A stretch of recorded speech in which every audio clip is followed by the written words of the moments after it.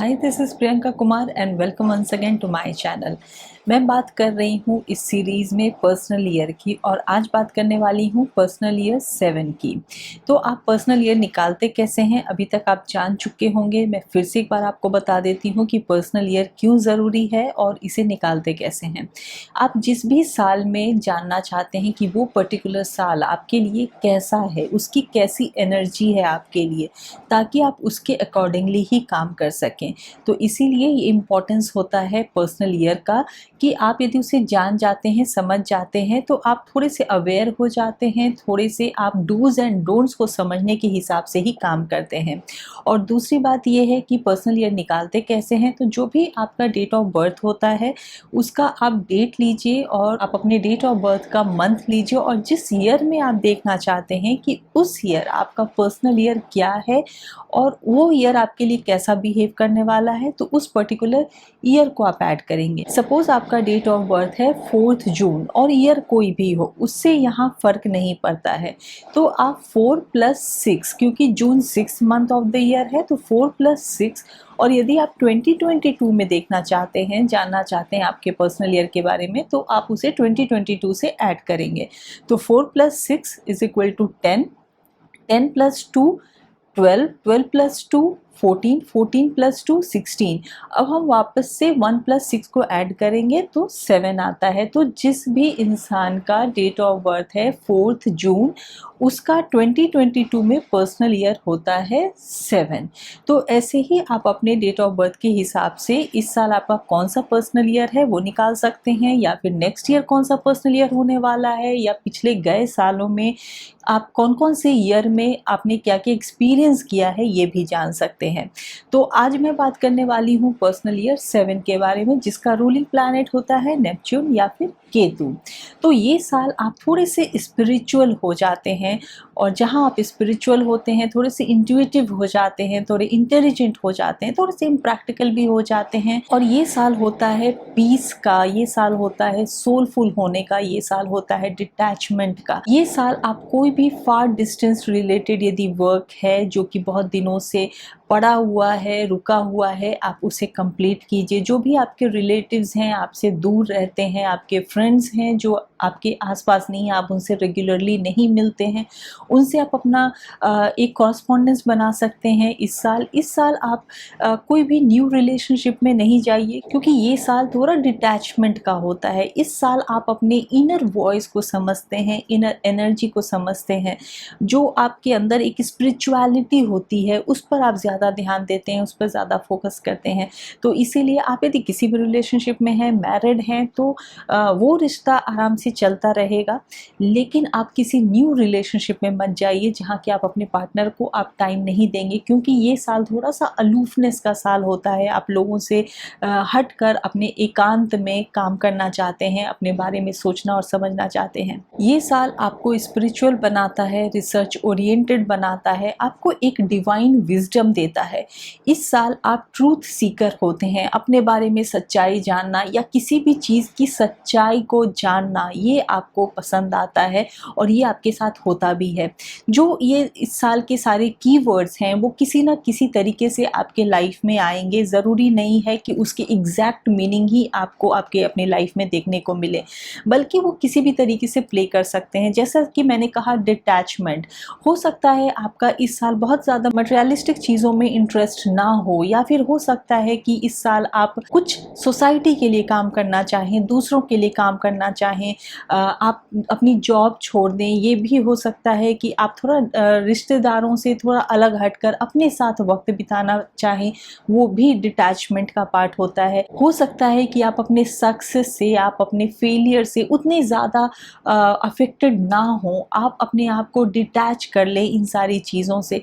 तो अलग अलग तरीके से ये सारे जो कीवर्ड्स हैं आपकी लाइफ में आ सकते हैं, प्ले कर सकते हैं। इस साल की जो एनर्जी है वो ये शो करती है कि आप कोई भी काम यदि ट्रैवल से रिलेटेड हो, कम्युनिकेशन से रिलेटेड हो, राइटिंग से रिलेटेड हो, रिसर्च से रिलेटेड हो, यदि स्पिरिचुअलिटी से रिलेटेड हो तो वो ये सारे काम आप बहुत अच्छा कर सकते हैं इस साल। ये साल आपको मटेरियलिस्टिक रिजल्ट्स बहुत ज़्यादा नहीं मिलता है, मटेरियलिस्टिक सक्सेस बहुत ज़्यादा नहीं मिलता है।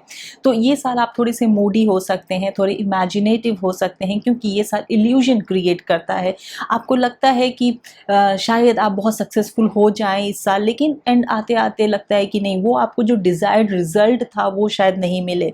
तो इल्यूजन क्रिएट करता है इस साल। इसलिए ये साल जो है, क्योंकि स्लो रिजल्ट देता है, तो आप अपने बिजनेस को बहुत ज़्यादा एक्सपैंड मत कीजिए, कहीं भी न्यू वेंचर स्टार्ट मत कीजिए, कोई भी न्यू काम स्टार्ट मत कीजिए, क्योंकि आप हमेशा इल्यूजन में रहेंगे कि आप शायद बहुत सक्सेसफुल हो जाएं, लेकिन ये साल आपको थोड़े से स्लो रिजल्ट देगा। इसीलिए वेट कीजिए और इस साल में जो आप काम करते आ रहे हैं उस पर ही फोकस कीजिए। अपने अंदर की जो आपकी शक्ति है, पावर है, इंटेलिजेंस है, उसको समझिए, उसको पहचानिए। ये साल जो आपकी मेंटल पोटेंशियलिटीज हैं उसको स्टिमुलेट करता है। ये साल आप थोड़े से मिसअंडरस्टूड हो सकते हैं, मिसरिप्रेजेंटेड हो सकते हैं, क्योंकि आप अपने साथ ज़्यादा वक्त गुजारेंगे, आप दूसरों के साथ ज़्यादा वक्त नहीं गुजारना चाहेंगे। तो हो सकता है आप क्या चाह रहे हैं, क्या सोच रहे हैं, लोगों को वो थोड़ा कम समझ में आए और लोग आपको गलत समझने लग जाएं। ये साल भी है ब्लेसिंग्स का और लेसन्स का। तो आइए मैं आपको बताती हूँ कि क्या डूज हैं और डोंट्स हैं जिन पर आपको इस साल भी ध्यान देना है। पहला जो हेल्पफुल टिप है वो ये है कि आप इस साल किसी भी नए रिलेशनशिप में नहीं जाएं। ये साल है डिटैचमेंट का, ये साल है स्पिरिचुअलिटी का। सेकेंड पॉइंट है कि यदि आप किसी भी स्पिरिचुअलिटी के काम से जुड़े हुए हैं, रिसर्च के काम से जुड़े हुए हैं, कम्युनिकेशन और ट्रैवल या राइटिंग के काम से जुड़े हुए हैं, तो इस साल आप ज़रूर फोकस कीजिए इन सारे कामों पे, आपको उसमें सफलता ज़रूर मिलेगी। इस साल जो भी आप काम कर रहे हैं उसमें बहुत ज़्यादा एक्सप्लोर मत कीजिए। इस साल आप बिजनेस में कोई भी न्यू वेंचर स्टार्ट मत कीजिए, अपने बिजनेस को बहुत ज़्यादा एक्सपैंड मत कीजिए, क्योंकि आपको ये साल स्लो रिजल्ट देने वाला है। इस साल आप किसी भी स्कैंडल से, कोई भी ऐसी चीज़ से अपने आप को दूर रखिए जहाँ की आपकी कोई भी हिडन ट्रुथ या सीक्रेट सामने आ सकते हैं और आप किसी भी ऐसे स्कैंडल के शिकार हो सकते हैं। तो जो भी सच्चाई है आप उसके साथ चलिए, अपने आप को बहुत ज़्यादा ओवर एक्सपोज मत कीजिए या किसी भी सच्चाई को मत छुपाइए। नेक्स्ट पॉइंट है, ये साल आपको थोड़ा सा मेंटल स्ट्रेस हो सकता है, आप थोड़े से डिप्रेशन की तरफ जा सकते हैं, तो इसीलिए वहाँ पर अपने आप को संभाल कर रखिए, अपनी फैमिली मेम्बर्स के साथ थोड़ा सा वक्त गुजारिए। नेक्स्ट पॉइंट है कि ये साल डिटैचमेंट का है, तो इसीलिए उसकी एनर्जी को समझिए। हमेशा ये ज़रूरी नहीं है कि घर को, दुनियादारी को छोड़कर कहीं निकल जाना, बल्कि आप डिवाइन एनर्जी से, डिवाइन विजडम से अपने आप को एसोसिएट कीजिए। इस साल जो अच्छे काम हैं, ह्यूमैनिटी के काम हैं, उन पर ज़्यादा फोकस कीजिए, मटेरियलिस्टिक गेन की तरफ ज़्यादा झुकाव मत रखिए। नेक्स्ट पॉइंट है, ये साल आपको थोड़ा सा फिलोसफिकल और इंटेलिजेंट बनाता है, लेकिन ईगो की कोई जगह नहीं है इस साल, तो ईगो से अपने आप को दूर रखिएगा। नेक्स्ट पॉइंट है, हालांकि ये साल होता है थोड़ा सा स्लो रिजल्ट देने वाला, ये साल होता है जो कि आपको पॉज कर देता है, जहाँ की आपकी जो ग्रोथ है वहाँ पे थोड़ा एक ठहराव ला देता है और आपको थोड़ा सोचना पड़ता है, थोड़ा अपने बारे में समझना पड़ता है कि आपको कैसी चीज़ों में ज़्यादा इंटरेस्ट है, आपके अंदर की जो विजडम है, आपके अंदर का जो इंटेलिजेंस है, वो आप किस एरिया में फोकस ज़्यादा करना चाहते हैं।